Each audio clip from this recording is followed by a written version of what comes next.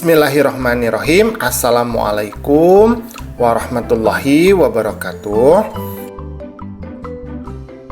Anak-anakku, pada kesempatan kali ini kita akan belajar di kelas 4, pelajaran yang ke-9, yaitu materi mari melaksanakan sholat. Adapun submateri yang akan kita bahas adalah tentang perilaku yang mencerminkan ibadah sholat.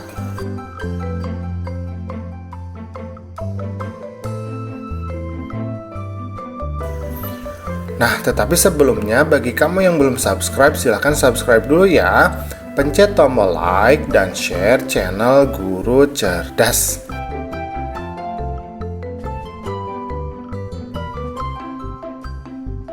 Nah, anak-anakku, ada berbagai perilaku yang mencerminkan makna dari ibadah sholat.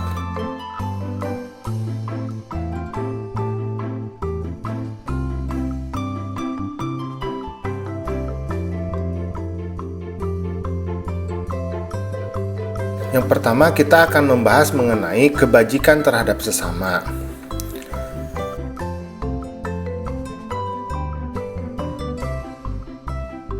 Misalnya yang pertama yaitu melatih kekompakan ya. Sholat fardu ini lebih baik dikerjakan secara berjamaah karena lebih utama dan pahalanya lebih banyak. Nah, pada saat sholat berjamaah akan terlihat kompak. Seorang imam sebelum memulai sholat selalu memperhatikan kesiapan makmumnya. Saf-saf harus disusun rapi, lurus, dan rapat di antara para makmum. Selanjutnya, imam memulai sholat dan diikuti oleh makmum hingga selesai.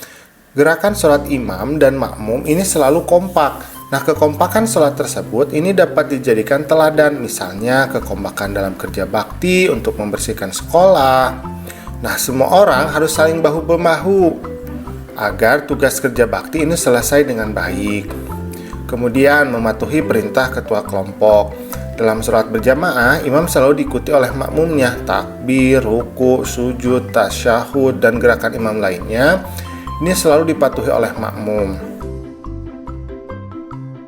Kemudian, tidak marah bila dinasehati. Imam sholat harus mau diberitahu kesalahannya. Makmum sholat juga harus mau dan berani memberitahu kesalahan imam. Ketika gerakan imam salah, maka makmum berucap subhanallah. Ketika bacaan imam salah atau lupa, makmum harus membetulkannya. Begitu pula ketika bekerja atau bermain, kita tidak boleh gampang marah dan harus saling menasehati. Semua itu dilakukan untuk kebenaran dan karena Allah semata. Kemudian, suka mengirimkan salam dan mendoakan teman. Setiap sholat selalu diakhiri dengan ucapan salam. Salam adalah ucapan untuk keselamatan, kerahmatan, dan keberkahan bagi orang lain. Dengan demikian, sholat mengajarkan kita untuk saling memberikan salam sesama teman. Apalagi salam juga bisa bermanfaat untuk mendoakan teman. Dengan saling memberikan salam, maka kamu bertambah akrab dengan teman-teman. Kemudian, menepati janji. Orang yang terbiasa sholat di awal waktu akan pandai mengatur waktu. Ia tidak suka menunda-nunda waktu sholatnya. Sepertinya ia sudah punya janji kepada Allah untuk menjumpainya pada awal waktu sholat.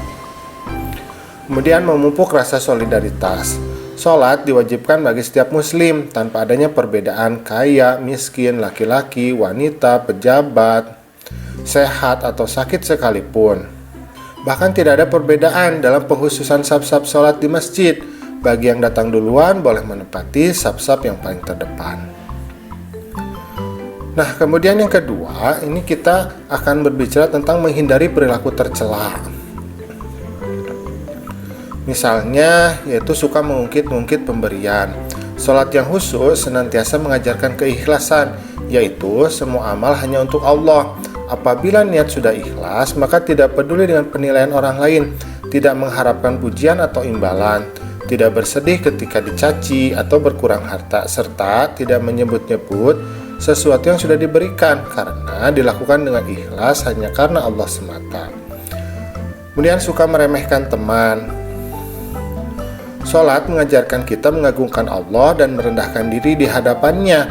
Sholat yang khusyuk akan menyadarkan betapa kecilnya diri kita, segenap pujian, keagungan, dan kemuliaan hanyalah milik Allah. Kemudian ingin menang sendiri. Siapa yang datang lebih dahulu di masjid, maka ia berhak menempati saf salat terdepan, atau yang ia inginkan. Untuk yang datang belakangan hanya berhak menempati saf salat yang tersisa. Ia tidak bisa bersikap ingin menang sendiri. Kemudian suka mencuri. Tak kalah membaca doa iftitah di dalam sholat, kita sebenarnya telah berikrar bahwa sholatku, ibadahku, hidupku, dan matiku hanya untuk Allah. Selain itu, sholat sebenarnya akan mencegah kita dari niat berbuat jahat, termasuk mencuri atau mengambil sesuatu milik orang lain tanpa izin. Kemudian suka meminta-minta. Selama sholat, kita sebenarnya telah banyak meminta kepada Allah, baik meminta ampunan, petunjuk, pertolongan, derajat, kesehatan, dan sebagainya. Maka tidak patut kita meminta-minta kepada selainnya. Sikap suka meminta-minta itu tidak terpuji, apalagi sampai mengemis. Kemudian suka berbohong. Orang dapat saja berbohong kepada orang lain, tetapi sebenarnya ia tidak bisa berbohong kepada dirinya sendiri dan kepada Allah. Seseorang yang beriman tentu menyadari dan tidak akan berbohong ketika ia ingat kepada Allah. Kemudian suka mengganggu teman. Kita tidak boleh mengganggu teman yang sedang sholat, apalagi sampai membatalkan sholatnya. Kita harus saling menjaga kondisi agar sholat dapat dijadikan secara khusyuk. Apabila kita sudah terbiasa menjaga kondisi yang baik atau tidak suka mengganggu sholat teman, maka kita terbiasa untuk tidak saling mengganggu. Nah, anak-anakku, alhamdulillah pembelajaran kita pada hari ini sudah selesai. Terima kasih ya sudah menyimak. Assalamualaikum.